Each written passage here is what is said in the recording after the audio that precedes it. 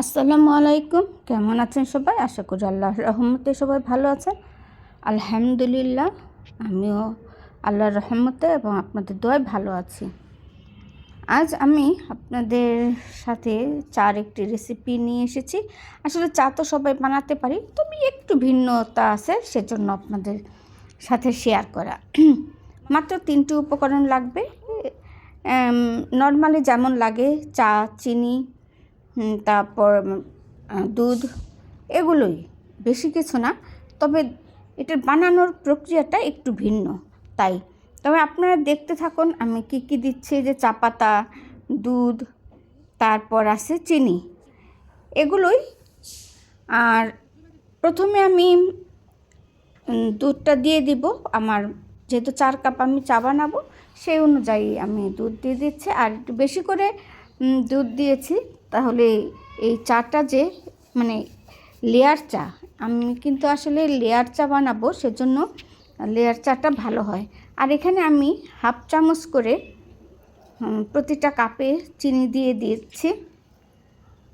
যদিও যখন আমি চা পাতা জাল দিব তখন কিন্তু এর মধ্যে একটু করে দিয়ে নিব, তাই বেশি এখানে দেওয়ার দরকার নেই। আর আপনাদের পছন্দ মতো চিনি দিয়ে নেবেন, যারা চিনি খান দিবেন, না হলে নাই। আর এখানে আমি 3 চামচ, আর পরে অবশ্যই একটুখানি দিতে হয়েছে। লিকারটা যদি ভালো মতো না আসে তাহলে কিন্তু চাটা ভালো হয় না। টোটাল 4 চামচের মতো চা পাতা এখানে দেওয়া হলো। তো এখন এগুলোকে আমি খুব ভালো মতো জাল দিয়ে নিব। আর দেখতেই পাচ্ছেন আমি কিন্তু এখানে চিনি দিয়ে দিয়েছি। এখানে অল্প পরিমাণে চিনি দিয়েছি, ছোট্ট চামচ, তাই 3 চামচ দিলাম।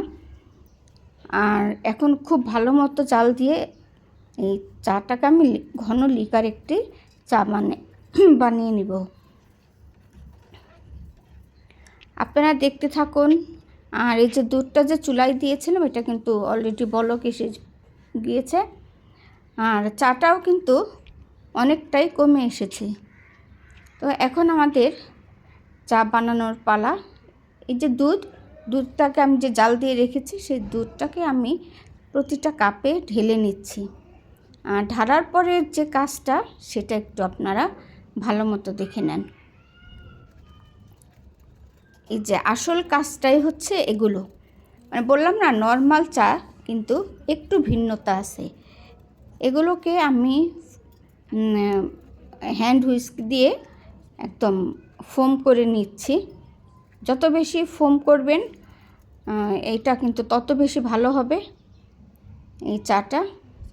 আর এই যে একটু একটু করে আমি এক সাইড থেকে এই চাগুলো ঢেলে দিচ্ছি। আর সব শেষে আপনার যে মানে লেয়ার চার যে কথা বলছি আমি, সেই সব শেষে আপনারা এই লেয়ারটা দেখতে পাবেন। খুব খেয়াল করলে বোঝা যাবে।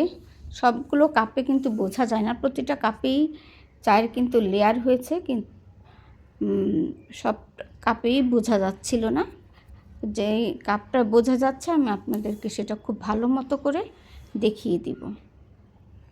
যে আপনারা যদি খেয়াল করেন তাহলে দেখতে পাবেন এই চায়ের যে এক নিচে সাদা, মাঝখানে চায়ের যে কালার, আর উপর হচ্ছে সাদা ফোম, মানে 3টা লেয়ার হয়েছে। কিন্তু আপনারা খেয়াল যদি করেন তাহলে ভালো মতো দেখতে পাবেন। অনেক সময় ক্যামেরায় এটা ভালো মতো বোঝা যায় না। আমি আবারও আপনাদের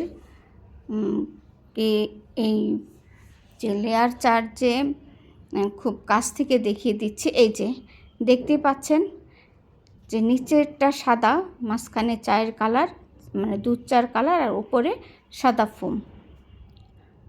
আপনারাই বলুন এখন চাটা কেমন হয়েছে।